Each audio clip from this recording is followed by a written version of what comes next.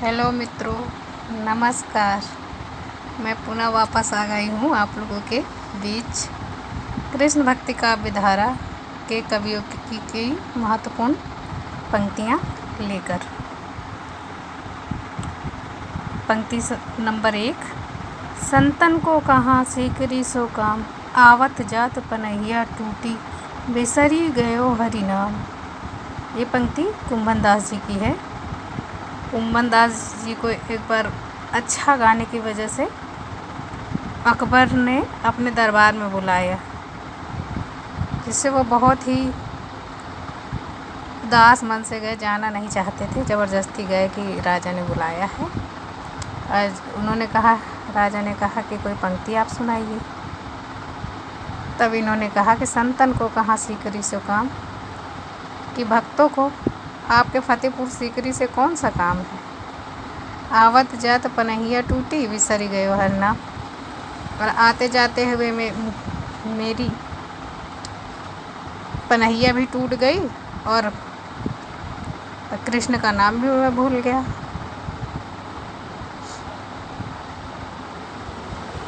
तो मित्रों, पंक्ति संख्या 1 का ये व्याख्या है।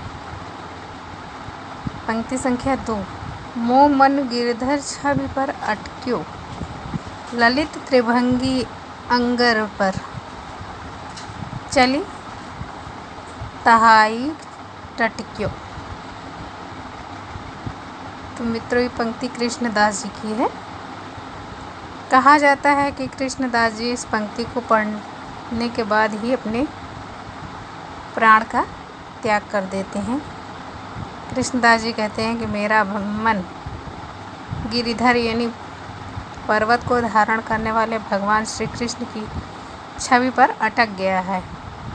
ललित त्रिभंगी अंगर पर, चली तिहाई टटक्यो, कि सुंदर त्रिभंगी जो टेढ़ा पैर करके खड़े हो जाते हैं तो उसको त्रिभंगी कहा जाता है। पर चलकर फिर और कहाँ ठिठक सकता है मेरा मन, तो वहीं अटक गया है। तो ये कृष्णदास की पंक्ति का अर्थ है। संख्या 3। पंक्ति संख्या 3। तरिणी तनया तट आवत हैं प्रात समय, कंदुक खेलत देखो आनंद को कंदवा।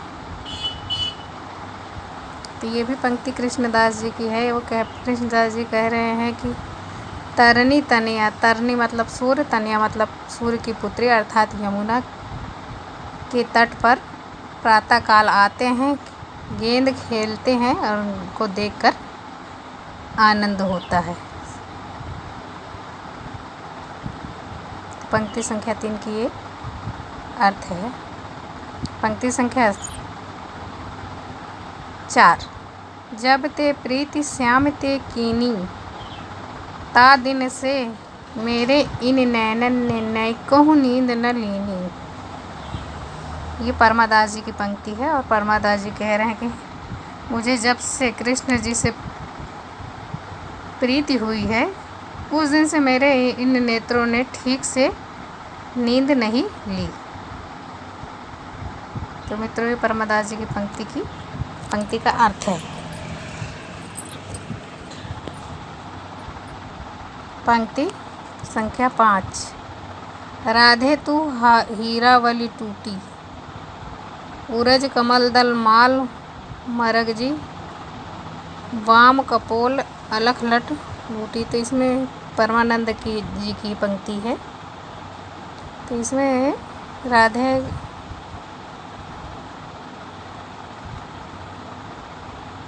के सौंदर्य का वर्णन है।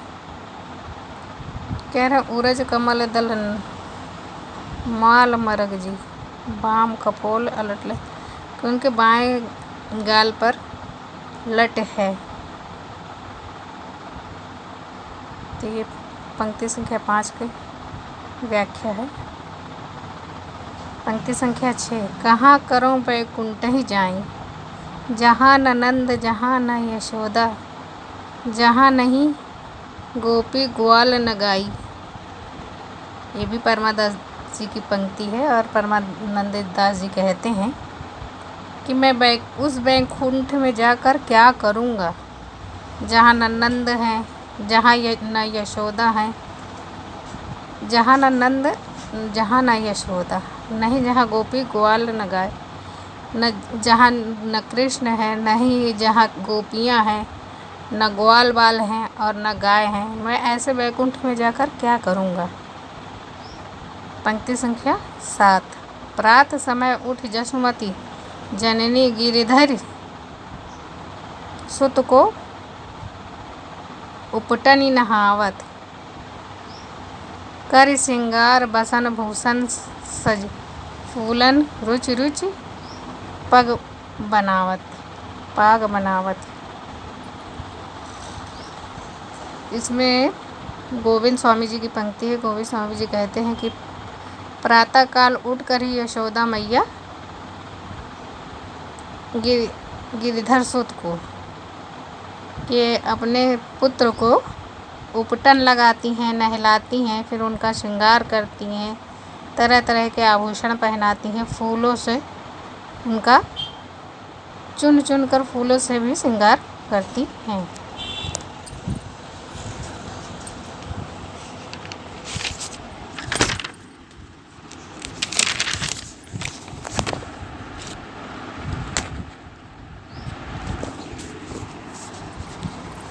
पंक्ति संख्या 8। ओहो बिघना तो पे अचरा पसार मांगू, जन्म जन्म दीजो यही ब्रज बासिनो।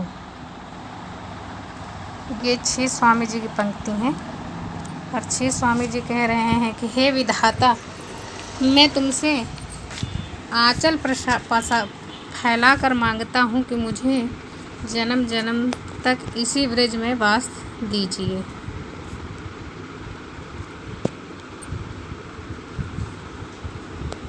पंक्ति संख्या 9। भोर भय नवकुंज सदन से आवत लाल गोवर्धन धारी,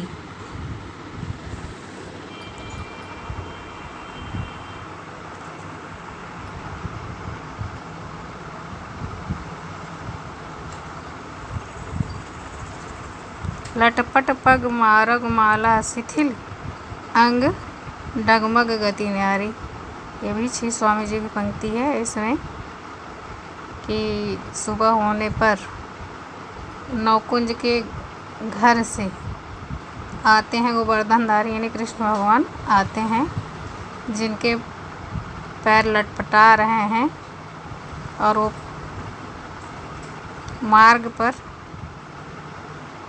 शिथिल अंग से डगमग डगमग डोल रहे हैं। पंक्ति संख्या 10। यशोदा कहाँ हाँ बात, तुमरे सत के कर्तव्य मोपो कहत कहे नहीं जात। ये चतुर्भुज दास की पंक्ति है। तो चतुर्भुज दास जी यशोदा से कहते हैं कि मैं तुम्हारे पुत्र की बात कहाँ तक करूं, तुम्हारे पुत्र के कर्तव्य जो कमाल करते हैं वो मुझसे कहे नहीं जाते हैं।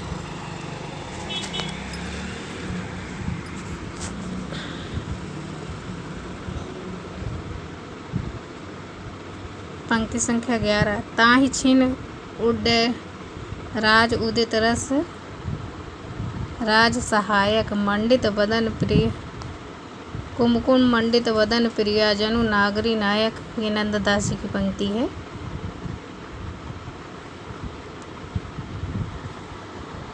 पंक्ति नंबर 12।